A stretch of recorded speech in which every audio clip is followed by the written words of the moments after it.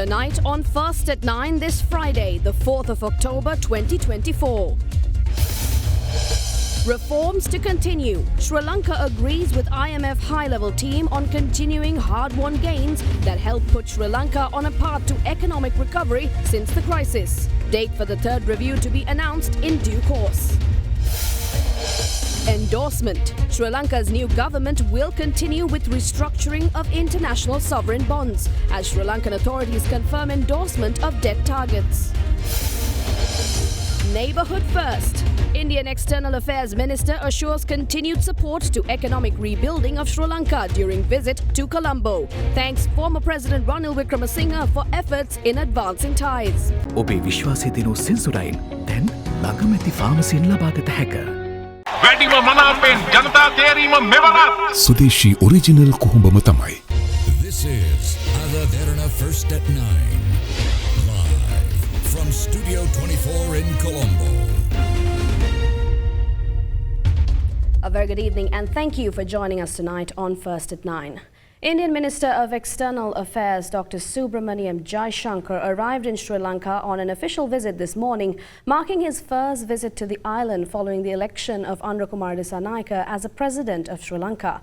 During discussions with the Sri Lankan head of state, Jaishankar reaffirmed India's full support for Sri Lanka's economic rehabilitation. He emphasized that Sri Lanka could leverage India's vast market to boost its economic recovery. Meanwhile, Dr. Jaishankar, who met the former president Ranil Wickremesinghe, has appreciated his efforts in advancing India-Sri Lanka ties in the last 2 years. Indian Minister of External Affairs Dr. Subramaniam Jaishankar arrived in Sri Lanka on an official visit this morning.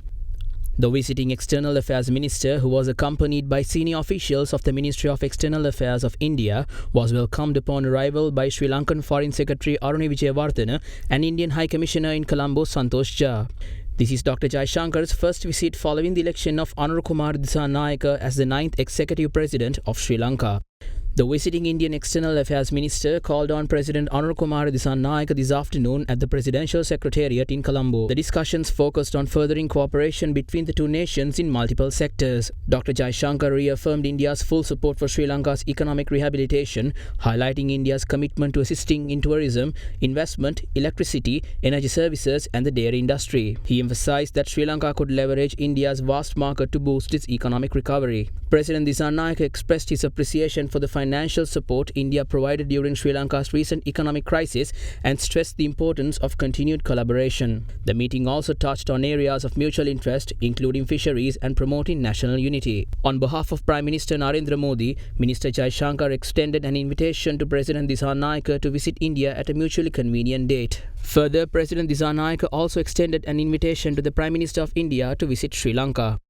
Later, the visiting Indian Minister of External Affairs called on Prime Minister Dr. Harini Amarasuriya and held discussions on digital public infrastructure, training and capacity building. Both sides have agreed to work together to advance partnership.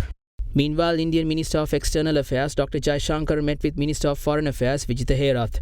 During the bilateral discussions, various dimensions of India-Sri Lanka partnership were reviewed. In an ex-post, Dr. Jaishankar noted that assurance of India's continued support for Sri Lanka's economic rebuilding was given to the Sri Lankan Foreign Minister. He also noted that India's neighbourhood first policy and Sagar outlook, which stands for security and growth for all in the region, will always guide the advancement of India-Lanka ties.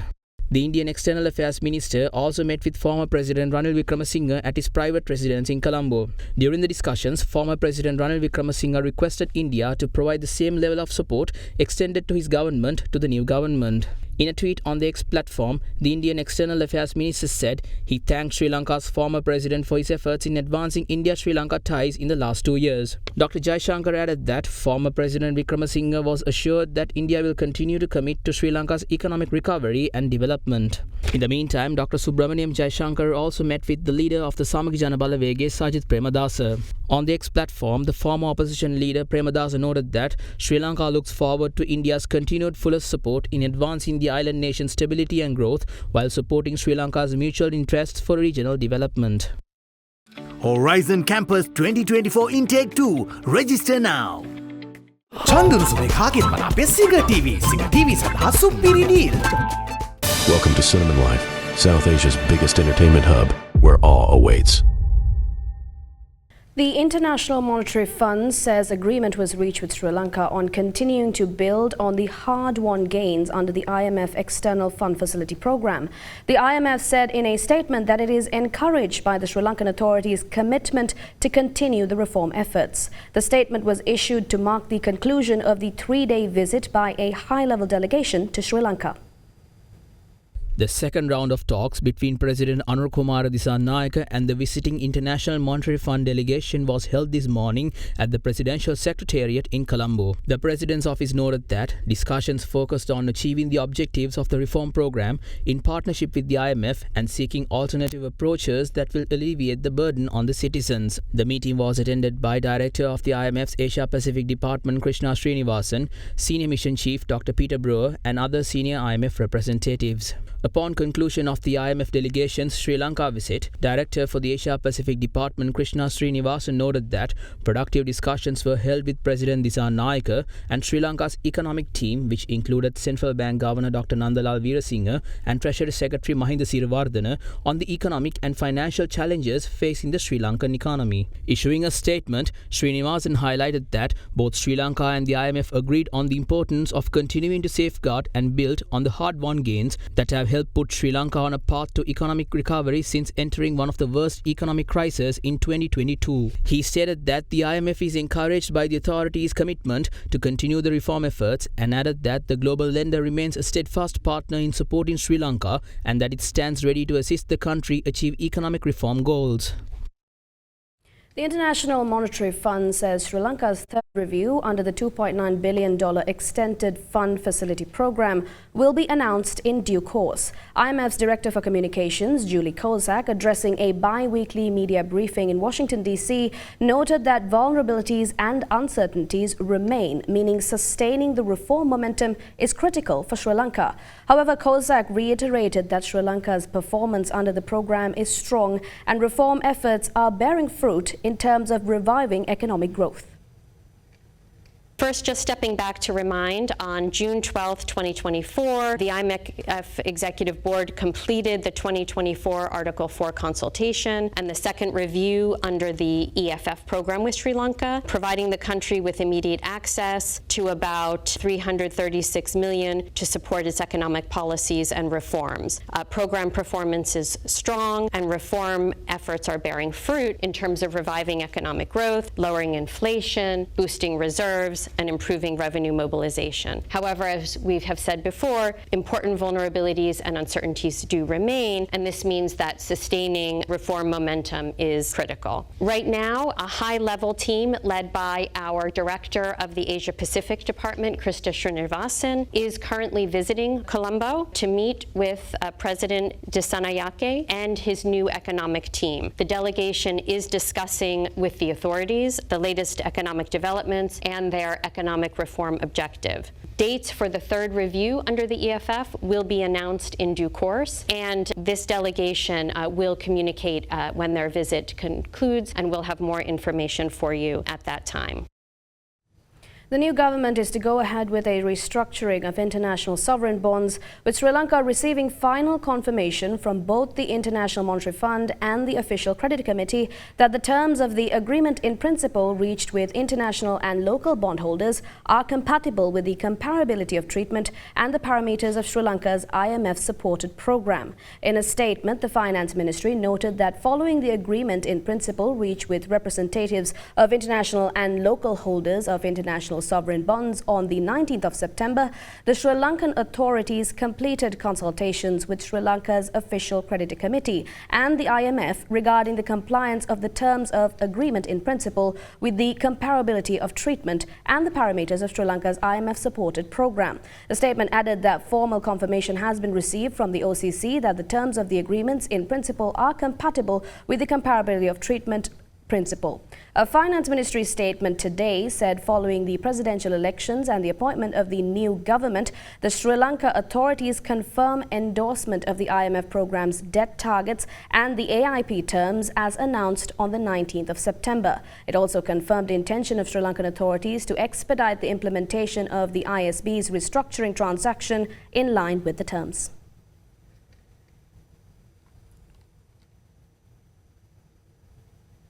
The Ministry of Defence notifies that all firearms and ammunition provided to civilians for self-defence will be acquired by the government. In an official statement, the ministry directed all licence holders to return their firearms and ammunition by November 7th. The firearms are instructed to be returned to the Commercial Explosive Storage Facility at the Valisara Naval Base, and a copy of the receipt should be submitted to the Civil Defence and Development Unit located near the Ministry of Defence. The ministry also warns that legal action will be taken under the Firearms Ordinance number 33 of 1916 if licence holders fail to surrender their firearms by November 7th.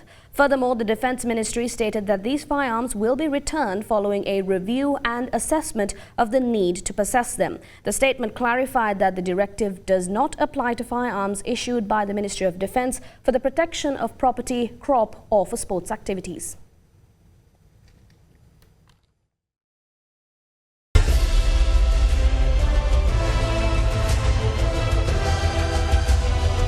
Sri Lanka Decides 2024. The acceptance of nominations for the parliamentary election commenced this morning at divisional secretariats across the 22 electoral districts. Political parties and independent groups can submit nominations until the 11th of this month. The distribution of poll cards will commence on the 27th.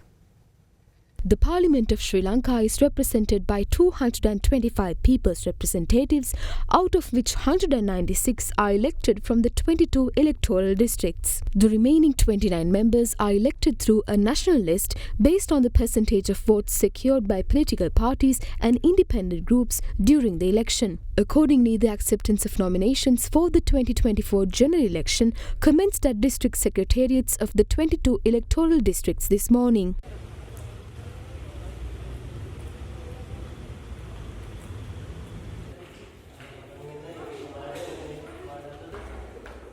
Meanwhile, leader of the Janasatha Peramuna, Venerable Battaramulle Seerathana Thera, submitted nominations for the one electoral district. Acceptance of nominations will close at noon on the 11th of October. The Election Commission urges the public to maintain peace once the acceptance of nominations closes.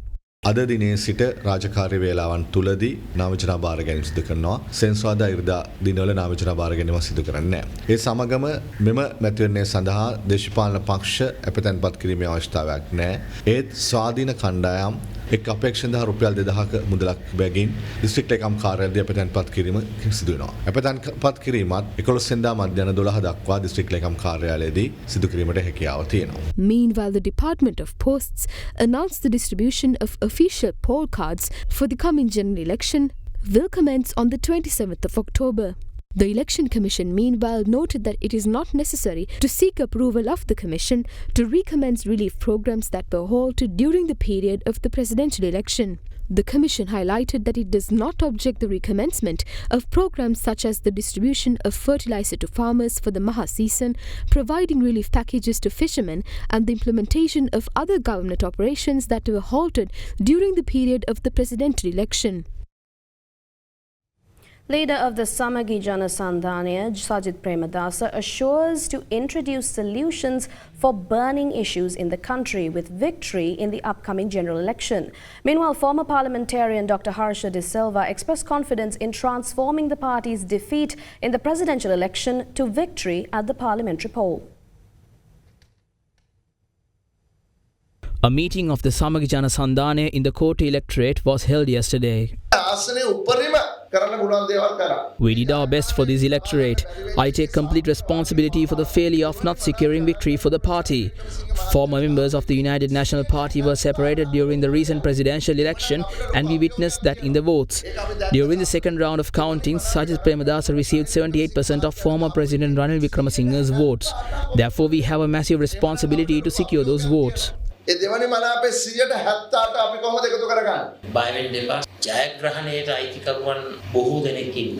are many shareholders for a victory but none for defeat. Politicians who are supposed to lead our voters are nowhere to be found. With our victory in the upcoming general election, we will commence a program that will provide solutions for the country.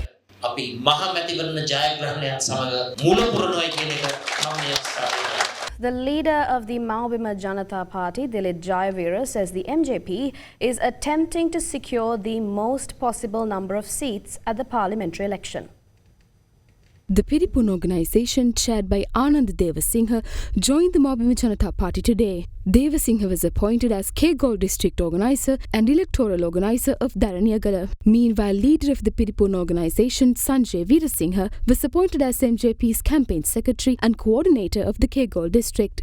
The Colombo district leader of the Piripun organisation, Tushara Veerasinghe, was appointed as MJP's campaign secretary for the Colombo district. අපි කතා කරන්නේ උපාය මාර්ගයේ සැලසුමක්. අපි කෑගල්ල දිස්ත්‍රික්කයේදී ඒ වෙනුවෙන්ම හදපු උපාය මාර්ගයේ සැලසුමක් තියෙනවා. අපි මේ උපාය මාර්ගයේ සැලසුම සමග කෑගල්ල දිස්ත්‍රික්කය සම්පූර්ණයෙන් උපාය මාර්ගිකව ඉදිරි වසර 5 තුල ගොඩනගන්නේ කොහොමද කියන එක කෑගල්ල ජනතාවට කියලා දෙන්න සූදානම්. පාර්ලිමේන්තුව තුල හොඳ සංවාදයක් දැක ගන්න කැමති නම් ඔබ සියලු දෙනාම දිලිත් ජයවීර මහත්මයා සමග ප්‍රධානත්වයෙන් පවතින කණ්ඩායමට එකතු වෙන්න කියලා ඉල්ලා සිටිනවා.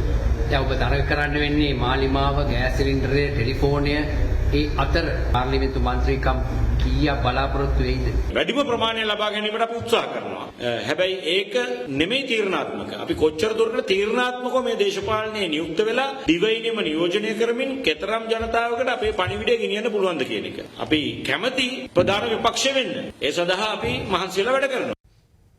The Sri Lanka Freedom Party says its Central Working Committee decided to contest the general elections under the symbol of the gas cylinder in alliance with the New Democratic Front. The Central Working Committee of the Sri Lanka Freedom Party convened at the SLFP headquarters to discuss the political coalition the party plans to contest the upcoming general election. ශ්‍රී ලංකා නිදහස් පක්ෂයේ දේශපාලන මණ්ඩලයත් ඒ වගේම මධ්‍යම කාරක සභාවත් රැස් වෙලා තා පැහැදිලි තීරණයක් ගත්තා. ගෑස් සිලින්ඩරයෙන් තරඟ කිරීමට තීන්දුව කරා. හැබැයි මේ තීරණය අපි ගත්තේ මේ මැතිවරණය සඳහා පමණයි. එළඹෙන පළාත් පාලන මැතිවරණයට සහ පළාත් සභා මැතිවරණයට පුටුවෙන් අපි තරඟ කිරීමට තමයි අපේ බලාපොරොත්තුව. In the meantime, the nomination committee of the New Democratic Front convened at the Election Operations Office of former President Ranil Wickremesinghe in Flower Road, Colombo today. The New Democratic Front will be contesting the general election under the symbol of the gas cylinder.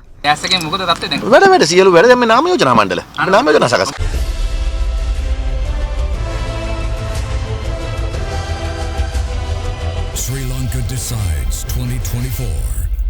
Amid growing violence in the Middle East, the Sri Lanka Bureau of Foreign Employment stated that registration of migrant workers for Lebanon has been suspended. Meanwhile, Israel carried out a series of airstrikes on the southern suburbs of the Lebanese capital Beirut and the main border crossing between Lebanon and Syria. Latest reports indicate that the potential successor of the Hezbollah militant group Hashim Safieddin was killed in one of the strikes. Another series of Israeli airstrikes shocked southern Lebanon last night, while Lebanese media reported that Israel conducted 11 consecutive raids in what has been described as its most violent attack on Beirut so far. Israeli media reported that Hashim Safieddin, Hezbollah's next potential leader, was the target of the air raids, and the attack targeted an underground bunker where a Hezbollah meeting was taking place. According to the latest updates, Safieddin has been killed by the attack. As the attacks intensified, the Israeli media told people in more than 30 villages in southern Lebanon to evacuate immediately and head north. The Israeli military also hit Lebanon's Masna border, crossing with Syria in a separate attack, cutting off a road linking the two countries that was being used by hundreds of thousands of people to flee Israel bombardments in recent days. The Lebanese Health Ministry said at least 37 people were killed and 151 were injured by Israeli strikes across Lebanon yesterday. This included 9 deaths and 24 injuries in Beirut, where multiple strikes were carried out overnight, including one in the center of the city. The Lebanese Health Ministry further said that Israel has carried out deadly air raids on Beirut and across the country, killing more than 2,000 people. Amidst the growing conflict in the Middle East, the Additional General Manager of International Affairs of the Sri Lanka Bureau of Foreign Employment, Gamini Senaratyapa, commented on the safety of the Sri Lankan migrant workers in the region. කිසිදු ශ්‍රී ලාංකිකයෙකුට ඊශ්‍රායලයේ හෝ ලෙබනනයේ සේවය කරන කිසිදු ආකාරයක අනතුරක් මේ යුදමය තත්ත්වයට ඇති වෙලා නැහැ. සීමාවල් පනවලා තියෙනවා මේ වෙනට ඊශ්‍රායල් රජය විසින් මේ ලබා දෙන ආරක්ෂිත විධිවිධාන වලට අනුගත වෙලා ඔබ හැමදෙනාම කටයුතු කරන්න ඕනි. මෙරට සිටින ඥාතීන්ට හැකියාව තියෙනවා තමන්ගේ ඥාතිය සම්බන්ධයෙන් කිසියම් හෝ ගැටලුවක් තියෙනවා නම් 1989 කියන අපේ කෙටි දුරකථන අංකයට කතා කරලා අපිට දැනුම් දෙන්න. ලෙබනනයේ සඳහා ශ්‍රමිකයන් බඳවා ගැනීම එහෙම නැත්නම් ලියාපදිංචි කිරීමක් සිදු කරන්නේ නැහැ. කිසියම් ශ්‍රී ලාංකිකයෙකුට මේ අවස්ථාවෙන් ලංකාවට පැමිණීමට අවශ්‍යයි නම් උන්ට හැකියාව තියෙන තානාපති කාර්යාලය සහ සම්බන්ධ වෙන ලිස්ටන් ගුවන් සේවාවේ සේවා ලබාගෙන මෙරට පැමිණීමට හැකියාවක් තියෙනවා. වන් ගමන් ගාස්තු ඉහළා ගන්න මොකද ඉල්ලුම වැඩි නිසා. We're going in for a short commercial break now. More key updates on the other side. Stay tuned.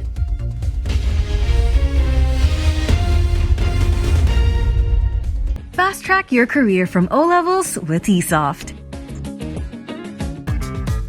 Crunchy goodness for hunger on the go. Prime Minister Dr. Harini Amasuria has instructed officials to initiate a streamlined plan for the country's economic development. Prime Minister Amarasuriya, who is also the Minister of Trade, Commerce, Food Security, Cooperative Development, Industry and Entrepreneurship Development, mentioned this during a meeting with officials of the Ministries of Trade, Commerce, Food Security, Cooperative Development, Industry and Entrepreneurship Development. The meeting focused on development of international trade, food security, the quality of consumer goods imported to Sri Lanka, the quality and standard of export goods, providing loans for the projects of entrepreneurs and restructuring of public enterprises. Attention was also focused on the need to establish a separate authority on food security in Sri Lanka and on introducing laws to ensure food safety.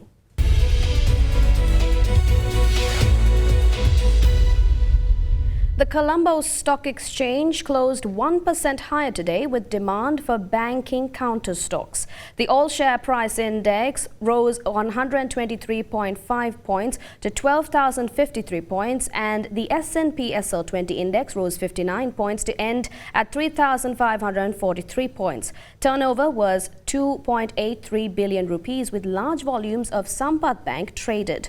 Top contributors were John Keel's Holdings, Sampath Bank, HNB and NDB. Foreign investors were net buyers with foreign purchases at 109 million and foreign sales at 100 million during the session. And now let's take a look at the rupee exchange rates against other currencies today.